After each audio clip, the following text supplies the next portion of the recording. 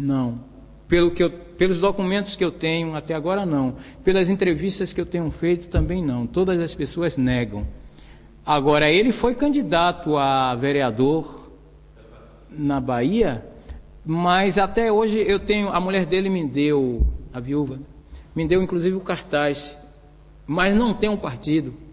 Naquela época, década de 50, esse panfleto é da década de 50. Tem um nome do cara...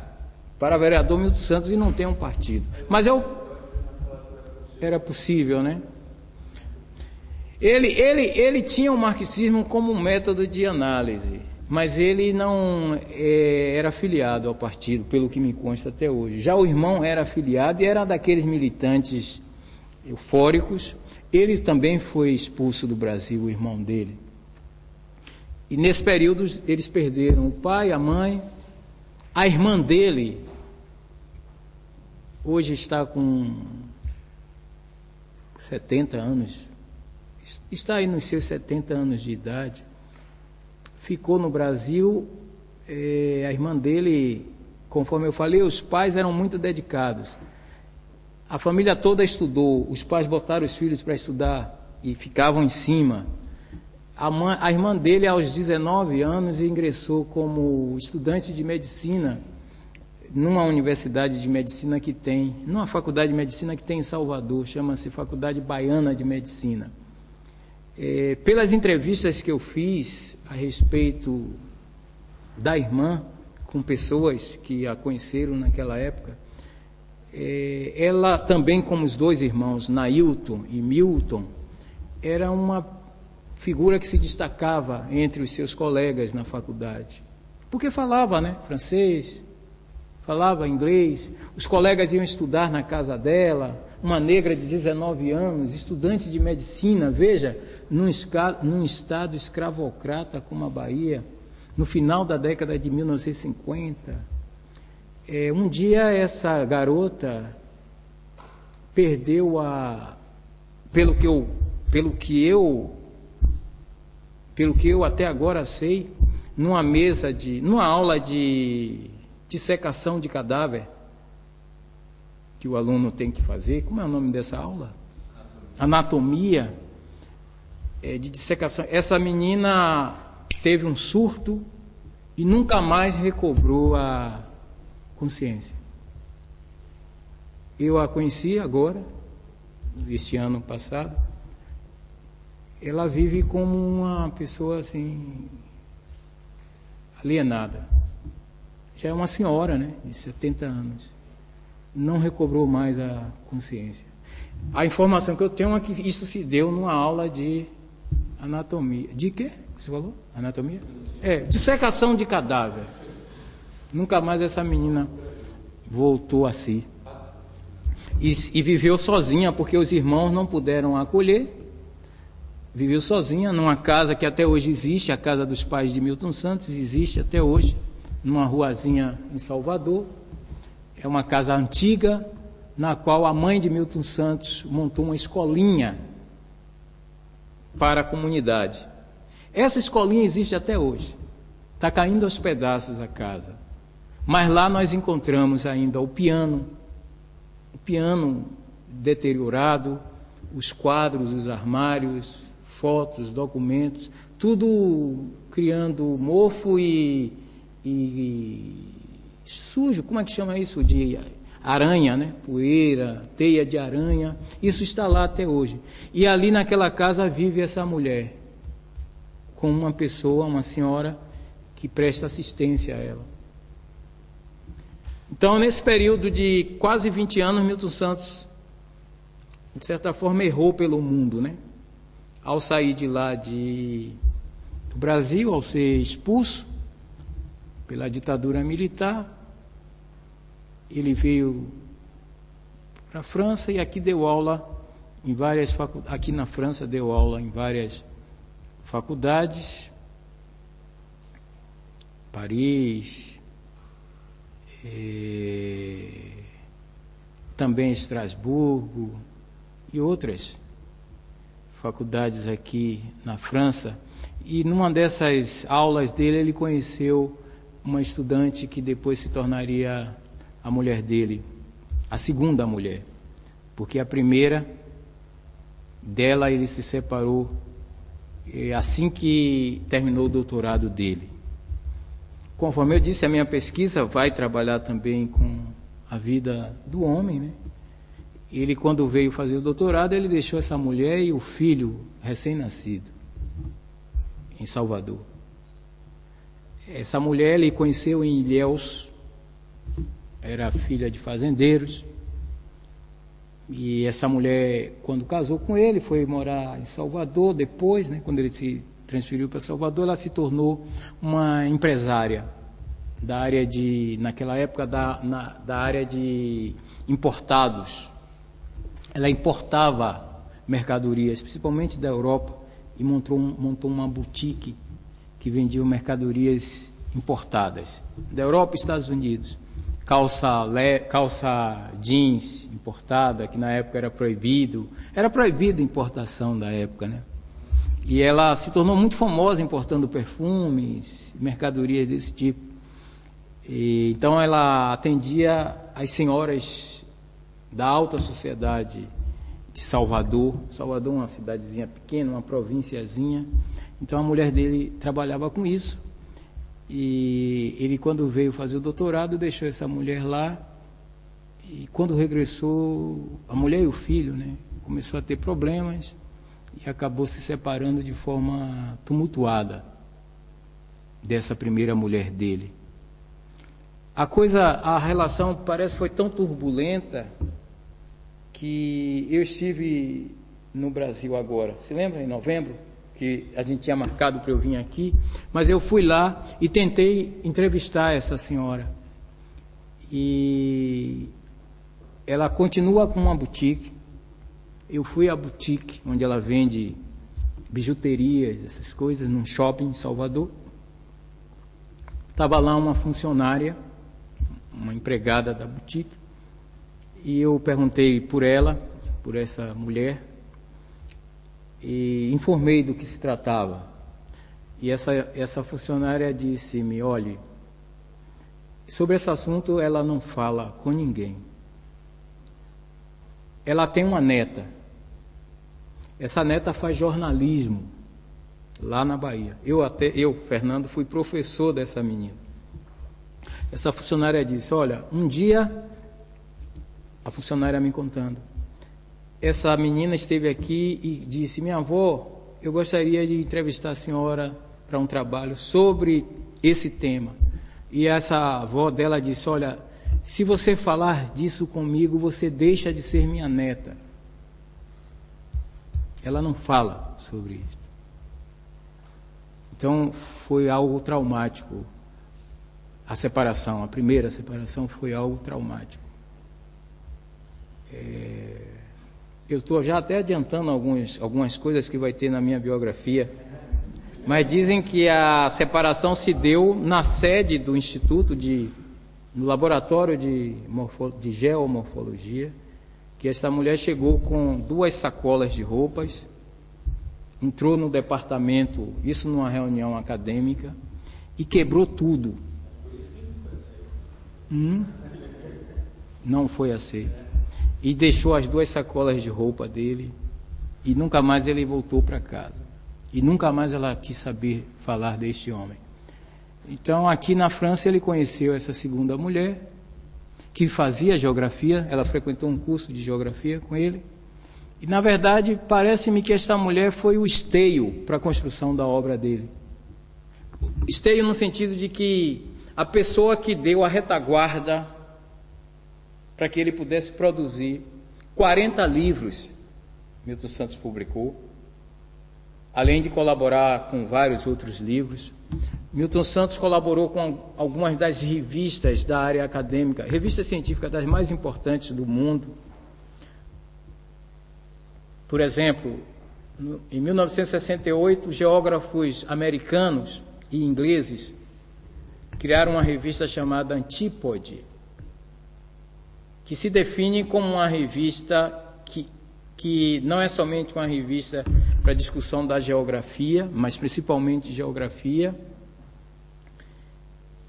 e uma revista progressista, se define como uma revista progressista, que quer publicar textos marxistas, pós-marxistas, feministas, antirracistas. Essa revista existe até hoje, vai completar 40 anos em agosto deste ano. É uma revista que nasceu como, digamos assim, no seio do ano 1968, no seio de toda aquela movimentação da insatisfação cultural. Milton Santos foi um dos primeiros colaboradores dessa revista, que tem textos seminais, progressistas, de visão marxistas e pós-marxistas, a respeito da ocupação do lugar, do espaço e tempo. Entre os seus colaboradores nós temos alguns deles que hoje eu vou tentar falar com um deles agora na Inglaterra. Ele trabalha com sem teto. Geralmente são pessoas muito engajadas socialmente, esses intelectuais. Tem uma delas que trabalha na Tailândia, professora Catherine Pikes. Então, Milton Santos colaborou desde cedo com essas revistas, muito ligadas à esquerda progressista, né?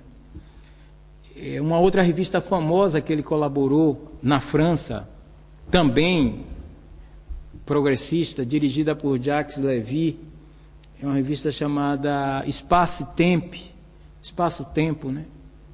Que tem entre seus colaboradores Christiane Grataloup, Jacques Lévy, a mesma Catherine Pikes. E Milton Santos sempre circulou nesse círculo ligado à esquerda do pensamento, né? Então, essa mulher, essa estudante, ele conheceu na França, dando aula, ela se tornou mulher dele, e a partir daí, Milton Santos, nesse período que ele vive fora, errando, trabalhando sob contratos temporários. Então ele fazia um contrato com a universidade, dava aula, digamos, um ano, depois não tinha mais contrato, aí no período que ele estava dando aula, ele já estava procurando onde fazer um outro contrato, e foi aí que ele foi circulando pelo mundo, né? Ele deu aula não só na França, mas também na América Latina, em diversos países, Venezuela, Peru, Argentina. Depois deu aula também na América do Norte, no Canadá, Estados Unidos, tanto no MIT, como no MIT sim, e também lá na Califórnia, em Stanford, mas sempre com contratos desse tipo. Ou fazia contratos de professor temporário, ou então digamos, um governo de Costa Rica tinha um projeto de um plano urbanístico e precisava de assessoria. Então fazia um contrato de 3 meses. Então ele também trabalhou muito prestando consultorias e assessorias neste período. Ele estava em Nova York não, ele deu aula em Nova York, em Colômbia, mas ele estava em Massachusetts quando recebeu um convite para dar aula na Nigéria. Antes de assinar esse contrato com Massachusetts, ele tinha também sido convidado por colegas dele da Inglaterra, esses colegas, para reestruturar a Universidade de Dar es Salaam, na Tanzânia, quando a Tanzânia se tornou independente, né, da Inglaterra. O presidente quis reestruturar a universidade, que é uma universidade tradicional, e ele foi um dos membros da equipe que reestruturou essa universidade. A mulher dele me falou que foi um dos períodos mais tristes da vida dele. Nós estamos falando aí em 1974. Porque, como exilado, ele sempre quis voltar ao Brasil. Aliás, todo exilado, né? Todo exilado, ele sente saudade de sua terra. E a mulher dele me disse que ele nunca ficou em paz de estar afastado do seu país. Então esses contratos temporários para ir dar aula ali, isso era cansativo para ele. E quando ele foi para a Tanzânia, segundo ela me falou agora na entrevista, nós gravamos quase 2 horas com ela, ele foi o período mais triste da vida dele, porque ele sentia-se que estava cada vez se afastando mais do país dele. Quando ele estava num contrato lá em Massachusetts e recebeu o convite para ir para a Nigéria, isso foi uma coisa assim que, segundo ela, né, terrível para ele, ter que aceitar. Foi aí que veio a mão da providência, que na verdade Schopenhauer diria que foi a mão da natureza, e a mulher ficou grávida, essa segunda mulher. E essa segunda mulher decidiu, vendo esse homem assim, decidiu que queria que o filho nascesse no Brasil. Então, ele já tinha vindo ao Brasil a convite de geógrafos do Rio de Janeiro, participar de um congresso no Rio, em 1971, 72, com muito medo de ser preso no aeroporto, mas não houve nada. Quando ele chegou no aeroporto, acho que é Galeão, né? É Galeão, 1971. Muito assustado, ele aceitou o convite e foi assim uma espécie de teste, né? E quando ele chegou, ele só tinha que dizer onde estava, dar todas as referências de para onde ia, como ia, mas não foi preso. Então isso acalentou nele, né, a possibilidade de regressar. E 7 anos depois, quando a mulher ficou grávida, a mulher disse, ele já estava com 50 anos de idade, a mulher dele disse que queria dar esse presente a ele, que não queria ter o filho nos Estados Unidos. Ela era francesa, ele brasileiro, mas ela não queria um filho norte-americano. Eles se casaram no Haiti, porque no período no Brasil não existia divórcio, em 1970, o divórcio, a lei do divórcio no Brasil durou mais de 40 anos para ser aprovada. Foi aprovada nos anos 80, se não me engano, ou final dos anos 70. Então ele casou com ela no Haiti para resolver a situação, porque tiveram muitos problemas. Essa coisa, né, dele viver com uma francesa, sendo brasileiro, não podendo entrar no país dele. Então tinham muitos problemas, ela me contou. Entendeu? Problema de ordem burocrática, inclusive, de contrato. E ela vivendo essa situação maritalmente com ele, mas sem ter documento, tiveram que casar, saíram dos Estados Unidos, foram para o Haiti, casaram, resolveram, aí vieram para o Brasil. Tiveram filho no Brasil. Vieram assim, com a mão na frente e outra atrás. Assim, é uma expressão que a gente usa, né? Veio aventurar. Ele com 50 anos de idade. O bebê nasceu, isso os amigos ajudando na Bahia, poucos amigos, né? Ex-alunos dele, foi que ajudaram, alugou um apartamento, conseguiu um apartamento de alguém, a mulher não falava uma palavra, falava pouco português, né? A mulher dele, e deu esse filho a ele. Eu até vi, na casa dele tem um cartão postal que a mulher enviou em 1978, 78? Enviou para 78, 79, enviou para a irmã dele, essa irmã dele, dizendo, olha, estou grávida, vamos ter o filho em Salvador, prepare-se que a gente está indo para aí. Aí ele foi para Salvador, teve o filho, chama-se Rafael. O primeiro filho dele, com a primeira mulher, chama-se Milton Santos Filho.